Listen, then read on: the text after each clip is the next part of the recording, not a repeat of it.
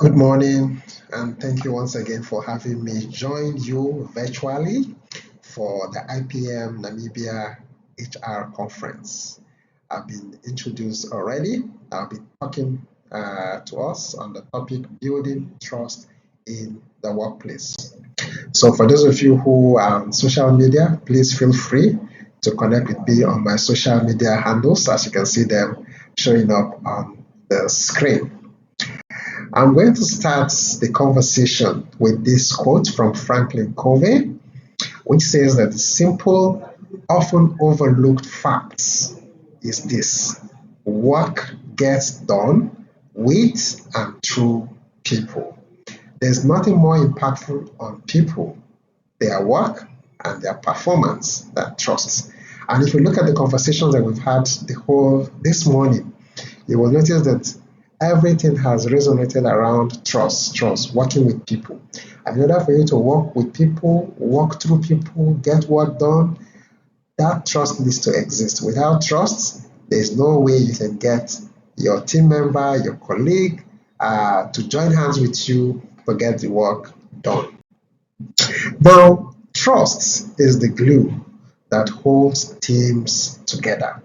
So, trust is that singular factor that brings the different parts of any organization, okay?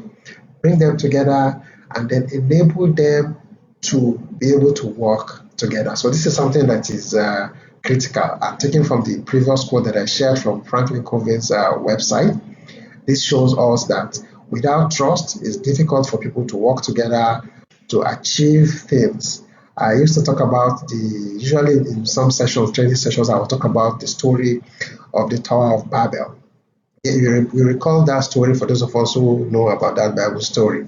You notice that when they started building the tower, because they trusted each other and they were speaking the same language, they understood themselves, they were able to work together to get the building to begin to grow as tall as they wanted to be. But recall that when God decided to distort their language, so they didn't understand each other again. So they did not know exactly what each person was saying. It began to fall apart. Now let's take a look at some incredible statistics about workplace trust. The first one is about stress. So there was a survey carried out by Harvard Business Review Analytics Services. In that survey, they compared an organization that has a high level of trust and the other one that has a low level of trust. So in that research, they found that organizations with high level of trust have 74% less stress within their team. They also have 106% more energy at work. So they're able to do more, go beyond and above what each person can actually carry out. They also found that their productivity was higher by 50%. They discovered as well that fewer than 13% fewer people, reported 13% fewer sick days were reported, okay, in that team that had a higher level of trust. They also discovered that in the team with a higher level of trust compared to the one with the low trust, 76% of the team members are more engaged. So in terms of engagement, they are more engaged compared to the team that has less trust. They discovered as well that there was 29% more satisfaction with their lives. That is, the team members who had a higher level of trust, there was 29% more satisfaction with their lives. And then finally, they also discovered something about burnouts. So 40% less burnouts in the team that has the higher level of trust. Another survey carried out by MIT Sloan. So in this research, what they discovered three major things. The first one is that 260% of the team, okay, the team are 260% more motivated to work, to carry out the work that's assigned to them.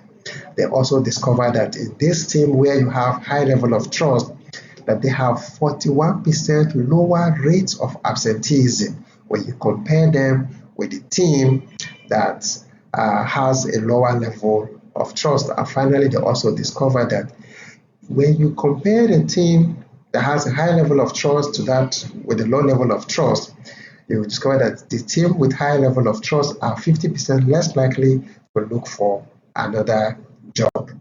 And then this is another interesting stat that I also discovered, that high trust organizations return 3 times, that is 300%, the total revenue or total return to shareholders that others with low trust. And so from these statistics, you can agree with me that trust is key in every workplace. And if you take a look at the conversations that we'll be having the whole of today, this morning, it has been focused on trust, communication, trust. Okay, so what is trust? We'll be talking about trust. We've seen the stats about trust, why trust is important. We've seen that trust is the glue that binds team members in an organization together. What is this trust? Now, I have a definition here that says that trust is the reliance on the integrity, character, and ability of others. Take note of the keywords. Trust is a reliance on the integrity, character, and ability of others. So, for you to build trust, it means that you rely on your team members' integrity. You believe that they will do what they say they will do. You rely on their character. It means that their character is consistent. Okay? They will not change. They are reliable. And you also rely on their ability. It means that they are capable. They can do those things that they claim they will be able to do. So there are 3 major components of trust. So we've talked about competence. The person must have the capability to be able to do what they are been asked to do or assigned to do. Integrity is also key. They can take their word to bank and cash it. Communication. So they must be able to also communicate. We talked about PR and HR just a few minutes ago. So in PR, you need to communicate, right? So if you don't communicate what you are capable of doing and also do it, then trust will break down. There will be no trust in that particular team. What are the benefits of trust? Let's take a look at some of the benefits of trust. The first one there is increased productivity, and we saw it clearly in the research carried by the 3 different organizations that I shared with us. Productivity will go up when there is trust. Because I trust you, I want to do my best to impress you. Okay? Collaboration will be high. Okay? Because I trust you, I want to collaborate with you. I know that you do not mean evil, you do not mean bad. So I want to go out there to join hands with you to get the job done. When there is trust, employee engagement is enhanced. Okay? When there is trust, employee engagement is enhanced. So I am more committed because I know that you will do what you say you will do, so I will do my own part. So level of commitment will go higher, which basically translates to engagement. Then there will be better decision making. So we'll be able to bring ideas, varied ideas from different team members, and putting this together, we'll get the best out of the best. Okay, and that gives us the ability to make a better decision. Now, there are some barriers to trust, and we're going to take a quick look at some of these barriers. The first one is poor communication. When you don't communicate clearly what you want done, your expectation, then trust will break down. Because when you say something and the team members runs with it and the person comes back and delivers what they thought you said, and you say, no, that's not what I said, this is what I mean, but this is what you said, so what you said is different from what you mean, that begins to create a trust issue. And so we need to make sure that we communicate clearly. When we don't communicate clearly, it creates a barrier to trust. Lack of transparency. In the way we carry out our work, if we cannot show transparently how we reached a decision, okay, it can create barriers to trust. Because I don't understand how you got to the decision that you've reached, I might begin to suspect and make some certain assumptions that are actually wrong. Okay, I used to tell my team members that assumption kills. When you assume without proper clarifying what the basis of a decision is likely going to lead you to the wrong place. So lack of transparency is a serious and a strong barrier to trust. Unfair treatment. When an issue or an incident occurs, how do you treat people? Okay, when things occur, let's say there's an infraction committed by two different people, similar infraction, do you treat them differently or do you treat them the same way? So when you treat people differently, then you begin to create trust issues, and that becomes a strong barrier to trust. People can no longer trust you. They can just rely on you. Unreliable leadership. As a leader, we're supposed to lead by example. So are you leading by example? Or are you leading by do what I say but don't do what I do? So when you're an unreliable leader, trust issues will arise. Fear. There are some organizations and teams where you notice that the leader rules by creating fear within the system. Okay? So everybody is afraid. They are afraid to make mistakes because they don't know what is going to happen, whether you will give them another chance to be able to correct their mistake. When fear exists in a team and mistrust, it becomes a strong barrier to trust. So as a leader, your role is to ensure that you take away all these things that create barrier to trust. Now, communication strategies that we need to take note of and adopt. One is active listening. As a leader, there is need for you to actively listen to your team members, okay? Or as a team member, you need to also actively listen to your co-team member. When someone is speaking to you or sharing something with you, that should not be the time when you pick up your phone. You say, okay, keep speaking, I'm listening, but you're pressing your phone. So it's not active listening. You need to pay full attention, rapt attention to what they're sharing.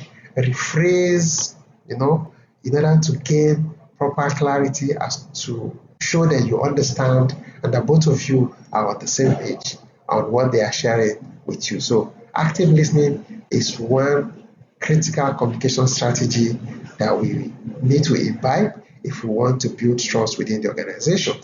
Clear messaging. When you pass your message, be very clear, okay, on the messaging, the message that you are trying to pass across. Don't give a vague message. If you give a vague message, then it becomes difficult for people to understand exactly what you want them to do, and they will go and do something else.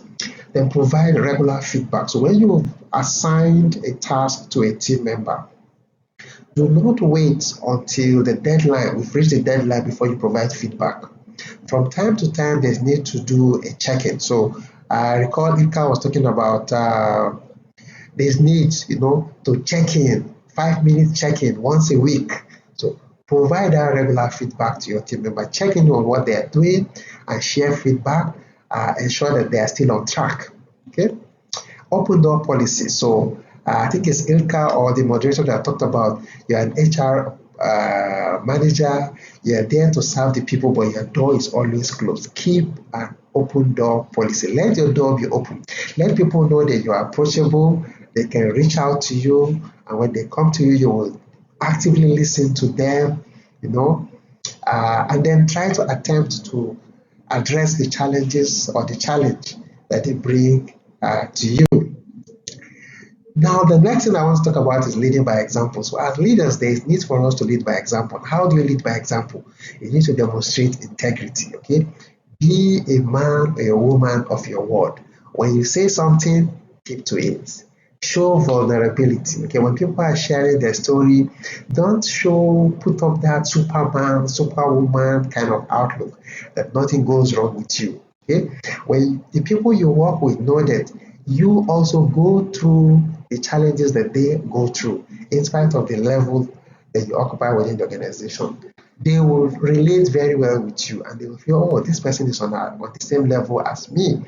And they will be free to share with you. They will begin to, open up to you and can trust you with certain information. When you make mistakes as a leader, there's need for you to admit mistakes. Don't be that leader who never makes mistakes, okay? Who is always right. So admit your mistakes when you've made them and correct them and move on. So that will also give your people, your team members, the opportunity to also own up their own mistake when they make one. Empower others. Delegation, delegation, delegation.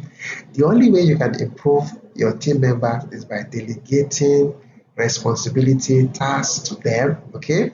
And when you do that, you're helping to build their capacity to be able to get the job.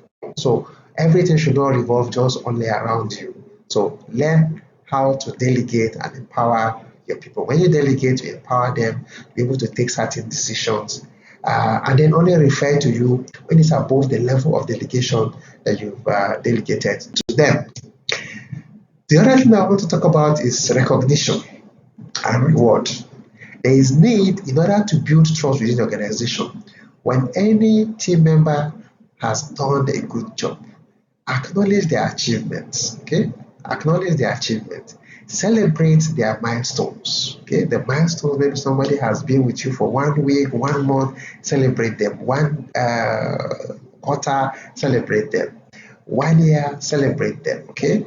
Or they've achieved, there's a project that you've given them, and the project has 6, 7 milestones. They've achieved 1 milestone out of the 7 milestones, celebrate them, okay? Then provide opportunity, growth opportunities for your team members. When you provide growth opportunity, it shows a team member that you care about them and you want them to grow within the organization. And that will begin to engender trust. They will trust you, knowing that you care about them. Because you care about them, they'll feel free with you, and that will build trust. How do we reward our people?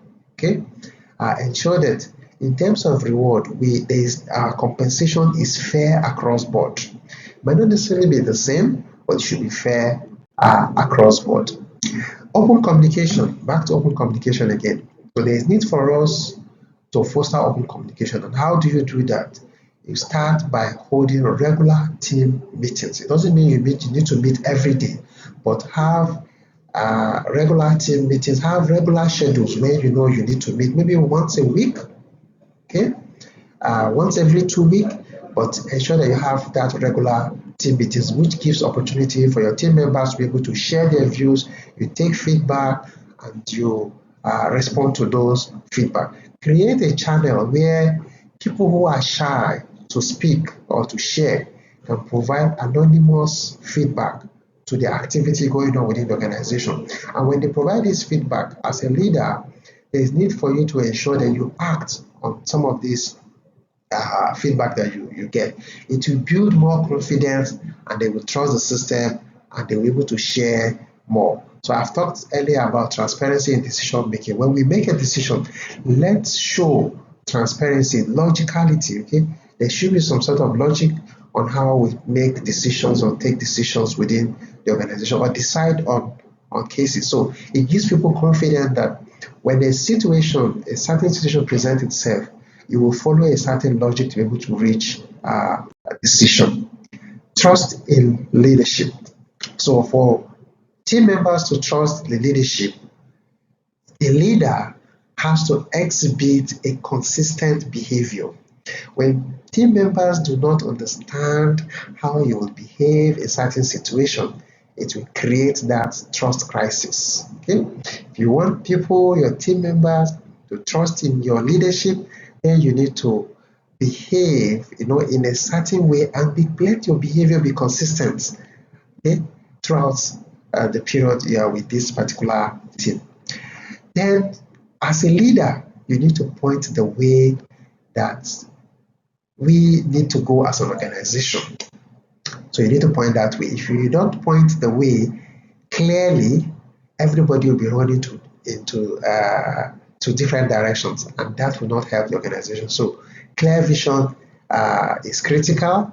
Empathy and understanding. So as a leader, you need to show empathy. When someone comes to you, say for instance, the person comes to you and says, I'm not feeling too well, I need a few minutes to maybe take a nap, I've just taken a cough syrup and it's making me drowsy, so I want to take a nap or just rest for a few hours and come back to my job.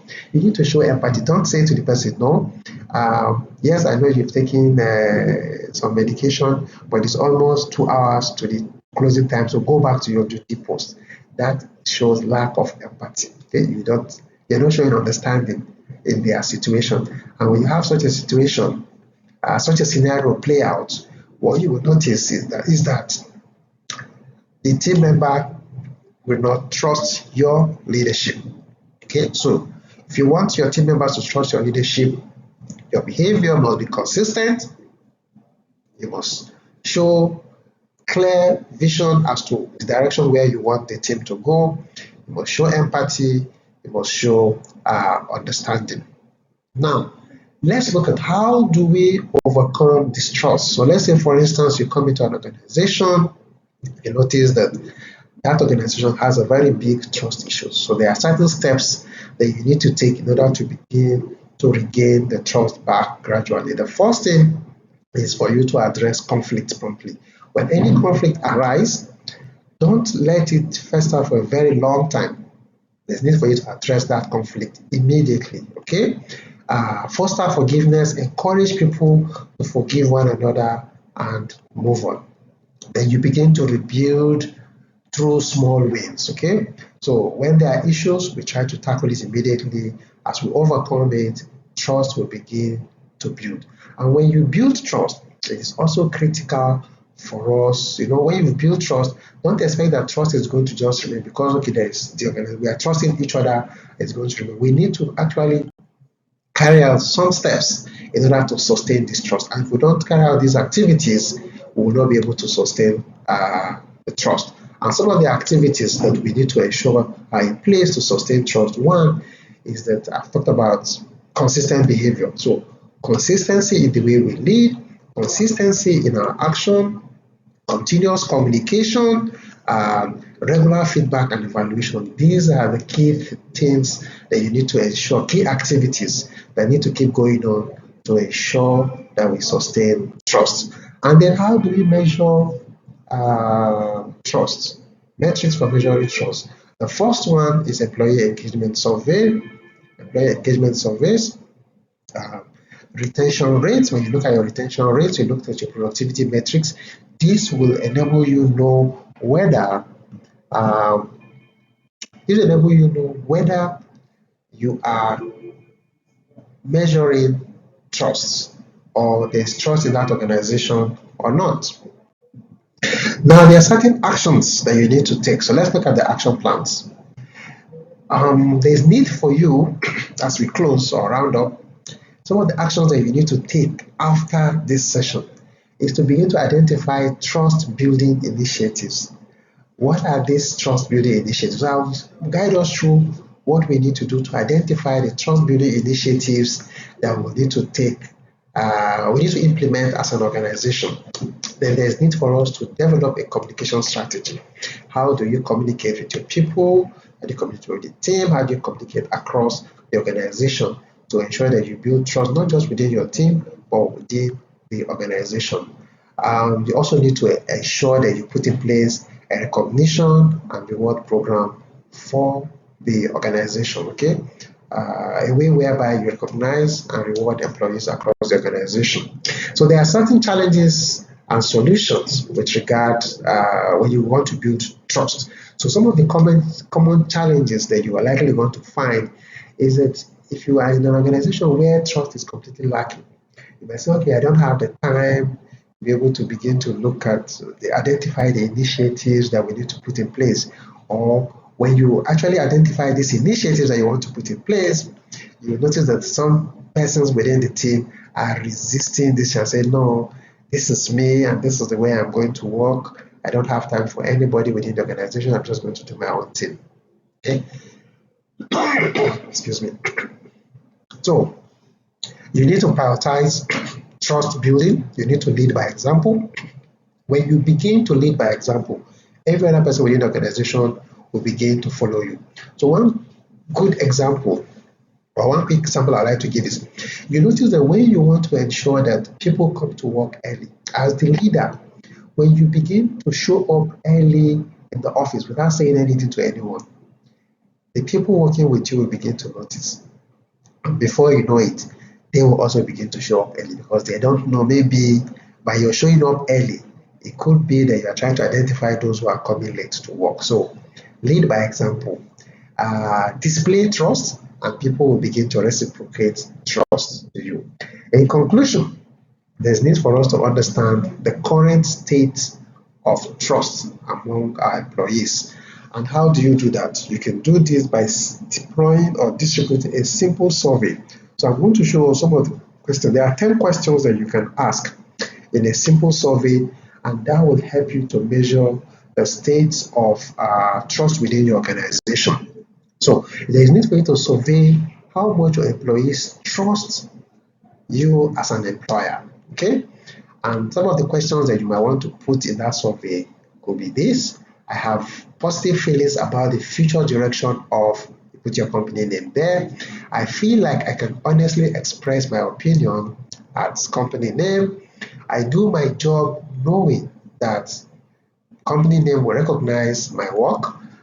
Employees commonly believe that they are treated fairly at my company, and I feel that information can be shared openly within my company. So these questions will enable you to measure the trust level between your employee and the organization. So this is something that you can actually take away and implement from today. Carry out this survey and then see and measure the level of trust. So you can have a ranking of 1 to 5, okay? 1 being that there's no trust, and 5 being the best score, there is trust. And then see how it turns out. And then from this, you begin to identify the strategy. Okay, if you notice that I have a positive feeling about the future of direction of the company, which means everyone in the organization, if you have a 5, it means everyone knows where the organization is going, right? If it's less than 5, then it means this is an initiative that you now need to implement. Begin to communicate to the people, your team members, the direction of your department, the direction of the organization. Okay? I feel like I can honestly express my opinion at my company. If the score here is very low, it tells you a lot that people are not free to share. So it's now an opportunity for you to begin to encourage people to share their opinion. I do my job knowing that my company will recognize my work. If the rating is high, it means that you are very good at doing that. But if the rating is low, then you need to begin to do something to recognize their work. And these are some of the activities or initiatives that will help build that trust. Then the other second survey that you can also run is to measure how your employees trust their leaders, their supervisors. Okay, so there are also 5 questions that you can ask. The first one is: I feel that my manager listens to what I have to say. I do my job I do my job knowing that my manager will keep his or her word. Okay, we talked about integrity earlier. I feel that my manager is available when needed. I believe that my manager acts on my feedback. And finally, I feel that my manager trusts his employees to work without excessive supervision and micromanagement. So when you've empowered your people, you'll be able to allow them to get the work or the job done. Not when you assign the task, then you take it back and you start it afresh. Okay, it shows that you don't trust that that person is capable of delivering on the job. So these are basically some of the things I wanted to share with us on what we need to do in order to build trust within the organization. I hope that you'll find them useful. They look very simple, but there are things that when you deploy, you begin to see trust begin to build within the organization. So my final thought that I want to leave with you is that trust is the foundation of high performing teams. When you want to build a high performing team, then you need to focus on these trust activities, initiatives that I've talked about in my presentation. And leaders, like as I've also shown, leaders have the power to build or break trust. So the leader must lead by example. If you want trust, then you need to also display trust within the organization. So I'm going to be making the deck available to the organizers, and I believe they will share them with you. I've also included some sources where you can read a little bit more about trust in the workplace that will help you. And then I'm also recommending 2 books that you can get. So the first one you can actually get on the conference floor there, which is the People First, to guide you on how to create a people first organization where trust is key. And the second book is The Speed of Trust, the one thing that changes everything, okay, by Stephen Covey. These are the two book recommendations that I have for us. Thank you very much. I will be glad to take your question either here online or feel free to share your takeaways online, ask your questions online, connect with me on social media, and we can take the conversation forward.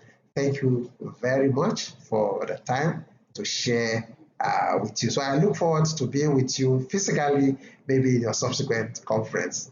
Thank you very much for the time. Enjoy your day and have a wonderful conference.